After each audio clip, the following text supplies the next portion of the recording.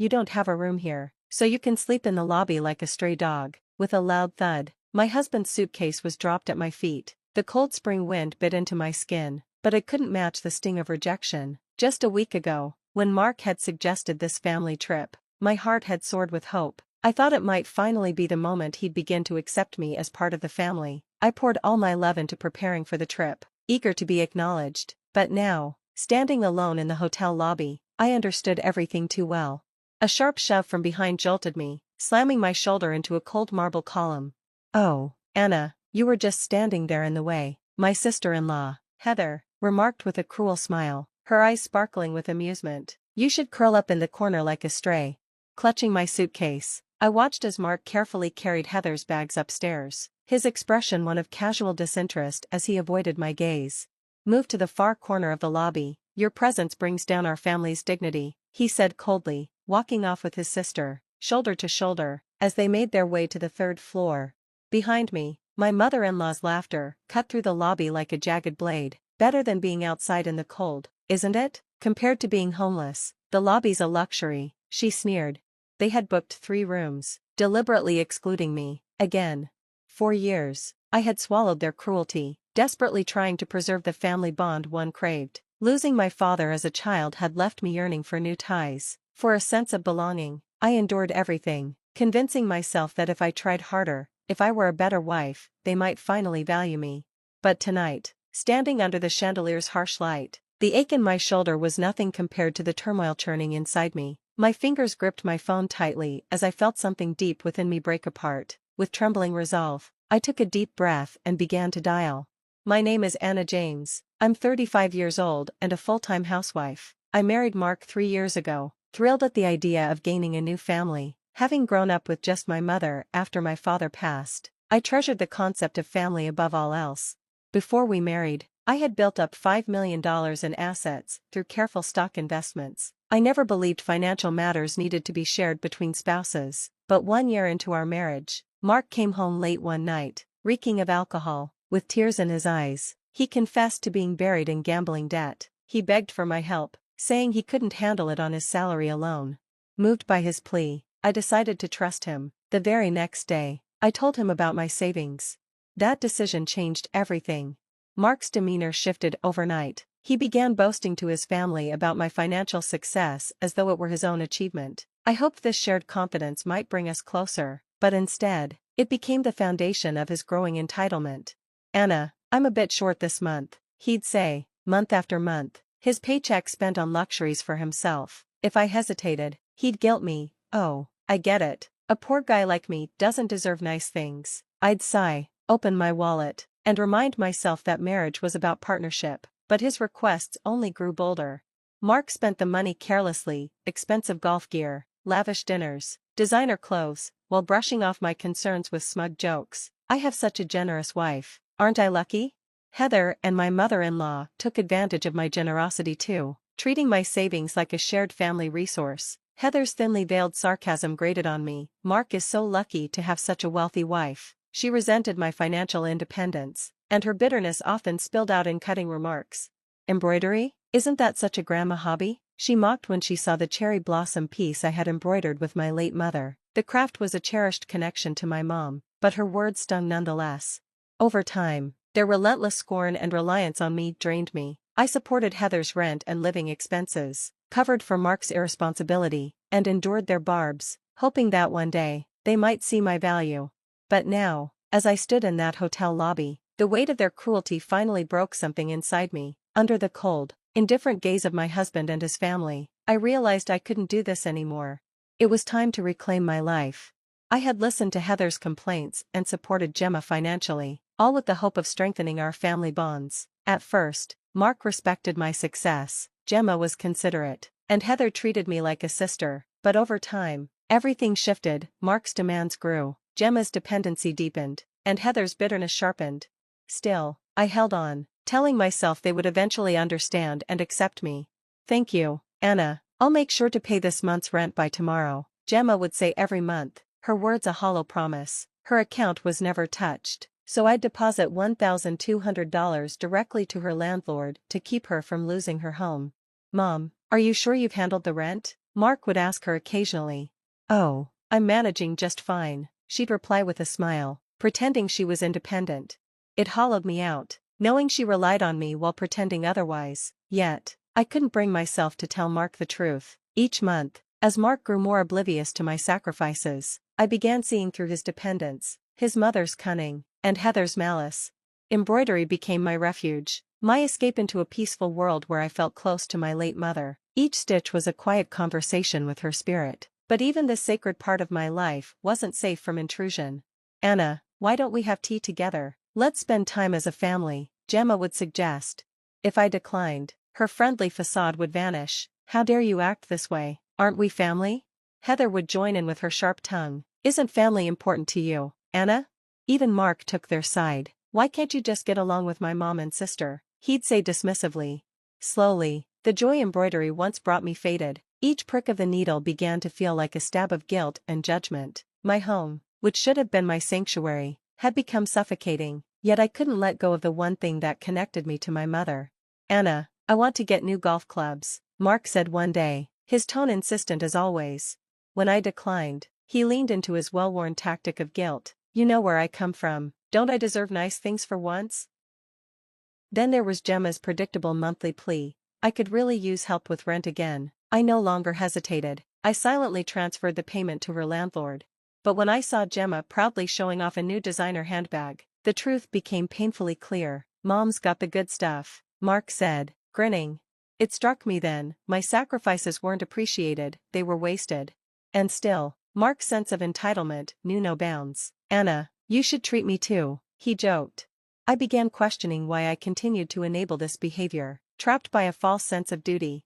Then, one day, Mark surprised me. "Hey, Anna, let's do something special for your birthday this year, just the two of us, how about a trip?" I looked up, startled. In 3 years of marriage, we had never celebrated my birthday together. He always claimed he couldn't afford it, telling me to treat myself with my own money.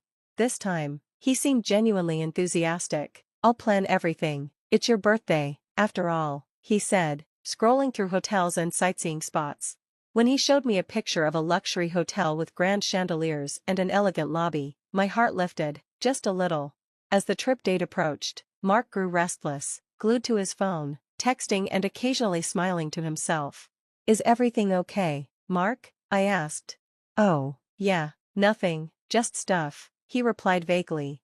3 days before the trip, he came home early, his tone oddly serious. "There's something I wanted to talk about." My heart sank slightly. "So, my mom found a restaurant nearby she really wants to try. I thought it'd be nice to invite her along," he said, almost casually. "Why?" I whispered, feeling an uneasy weight settle in my chest. "Come on, Anna, she'd love it. It'll be family time, right?" Family time. In Mark's world, family always meant his mother, his sister, and maybe me. "Oh, and my sister will be coming too," he added, hesitating as though he knew how wrong it sounded. His explanation felt rehearsed. My birthday trip had somehow morphed into a family affair. My sister's husband and she had a big argument, so she could use the break. "You know," he added, his tone sympathetic. "This was supposed to be my birthday," I said softly, my voice trembling. "What's the problem?" "It's just family." His voice sharpened, shifting blame onto me. "So what, Anna? Are you really that against having them with us?" I swallowed my response. Somehow, his challenge felt like another game he'd already won. On the morning of the trip, Gemma and Heather stood at the station, waiting as though they'd been part of the plan all along. "Anna, we're all set to go, right?" Heather's voice was laced with sweet mockery. "Isn't this perfect? A family trip on your birthday," she added, her sarcasm dripping with satisfaction. I stood silently on the platform, my last flicker of hope extinguished. 3 years of marriage, so many sacrifices, and for what? A hollow sense of belonging to a family that never truly wanted me. I closed my eyes, feeling a faint breeze touch my cheek. "Oh Mark, I'd love one of those nice lunches," his mother said, her voice piercing and intentionally loud. She looped her arm through his, looking right past me as if I were invisible. "Sure, Mom. Anna, can you pay for it?" Mark held out his hand without so much as a glance in my direction, his attention focused entirely on his mother and sister. Resigned, I handed over my wallet, feeling the familiar weight of his disregard. "I'll have the shrimp stir-fry, make it just like Mark's order," it's what he loves after all, his mother said with a smug glance in my direction. Same for me, nothing like family all enjoying the same thing, huh? Gemma chimed in. The three of them exchanged smiles, leaving me an outsider on what was supposed to be my special day. On the train, Mark sat between his mother and sister while I was relegated to a seat across the aisle. So Mark, last night was awful. My husband, well, you know how he is, Gemma began, her dramatic complaints filling the train car and drawing glances from nearby passengers. I sat quietly, weighed down by their voices and the pointed reminders of all the things I supposedly didn't understand. And Anna, without kids or a career, you wouldn't understand what I go through, Gemma added, her tone dripping with condescension. True, Anna's got it easy, doesn't she? Heather laughed. Mark chuckled lightly, as if it were all harmless banter. They kept going, their jabs at me interspersed with barbs at each other, while Mark passively played along. By the time we reached the hotel, any illusion of a warm birthday celebration had been thoroughly shattered. In the lobby, I waited quietly as they checked in. Hello, Mr. James, your reservation includes 2 rooms, the desk clerk informed him. Mark turned to me with a smug smile. Oh, Anna, I only booked 2 rooms. Mom and I will share one, and my sister has her own. Where am I supposed to stay? I asked, incredulous. There's enough room for you, but hey, the lobby has some comfy couches. Lucky you, right? Gemma and Heather laughed openly, their satisfaction blatant. Look on the bright side, Anna, better here than outside in the cold like some stray dog, Heather added, her voice dripping with mockery. Mark grabbed my wallet again, extracting a few bills. Don't worry, Anna, we'll grab some drinks in your honor, he said as he walked off with his mother and sister, leaving me standing alone in the lobby. As they disappeared, I gazed up at the chandelier overhead, feeling a strange calm settle over me. It was a turning point. I took out my phone and whispered, "What a shame," before feigning a predicament. "Is there anything we can help you with, ma'am?" the front desk staff asked politely. Actually, yes, I spoke to the owner in advance, and he assured me I'd be well accommodated, I replied with quiet confidence. The staff's demeanor changed instantly. Recognizing the owner's name, they scrambled to assist me. Moments later, I was upgraded to the presidential suite, treated to a private dinner, and pampered like the only guest that mattered. By the time Mark and his family realized where I was already enjoying a gourmet meal in peaceful luxury. Mark's panicked texts went unanswered, his growing frustration adding to my quiet triumph. For once, I savored my birthday without their scrutiny, knowing this marked the beginning of my freedom. The next morning, I left the hotel as quietly as I had arrived, settling the bill on Mark's credit card. It was time to reclaim my life, leaving them to face the consequences of their own pettiness. Later that morning, back at the hotel, Mark and his family were in a frenzy. "This has to be a mistake," Mark exclaimed, pale-faced, as the front desk calmly explained the charges. The realization dawned on him, his card was maxed out. What kind of woman would do this to her husband? She's shameless, Heather shrieked. The hotel staff, maintaining their professionalism, informed them they'd be allowed to settle the bill later, a courtesy, thanks to my connections. But they had no idea how this would impact their social standing. When I returned home, the house was silent, and for the first time, I felt peaceful. I opened the curtains, letting in the fresh spring sunlight, and took a deep breath of relief.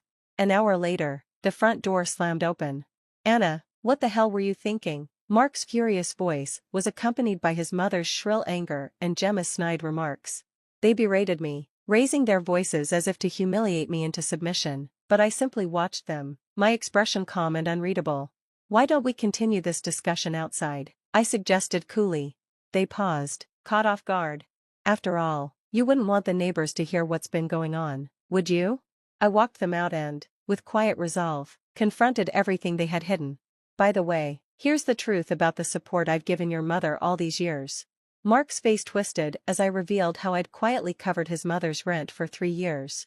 "Starting this month, that arrangement is over," I said firmly. His mother's arrogance melted into desperation. "But Anna, please, you can't just stop like this." "I can, and I already have." I informed Gemma that her petty social media posts about me were well documented and shared with her husband, who was already filing for divorce. One by one, they understood the weight of their choices. They had bonded over their disdain for me, but now, unable to face one another, they were truly alone. A few weeks later, Mark came by to collect his belongings. "Can't we start over?" he asked. his voice full of desperation.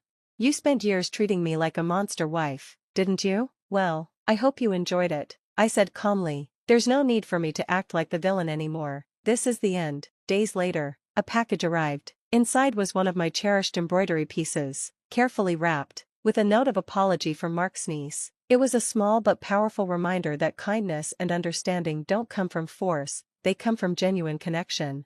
Soon after, I began teaching embroidery classes, pouring myself into the craft my mother had taught me. Each stitch deepened my sense of peace.